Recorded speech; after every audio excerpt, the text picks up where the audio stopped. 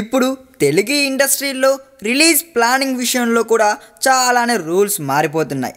అవి ఎవరు పెట్టిన రూల్స్ కాదండోయ్, ఎవరికి వారే పెట్టుకున్న రూల్స్.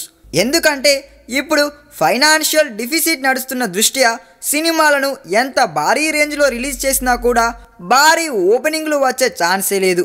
అందుకే సినిమాల మధ్యన సరైన గ్యాప్ వగైరా పాటించాల్సిందే. మ్యాటర్ ఏంటంటే డిసెంబర్ 2 కంటే కూడా డిసెంబర్ 9న ధృవ సినిమాను రిలీజ్ చేస్తే బెటర్ అంటూ అల్లు అరవింద్ అనుకుంటున్నారు. 9న వస్తే హాలిడే అడ్వాంటేజ్ ఉంటుందని మనం ఆల్రెడీ చెప్పుకున్నాం. అయితే 9న ధృవ వస్తే మరి వెనుకనే 16న సూర్య వస్తున్నాడు.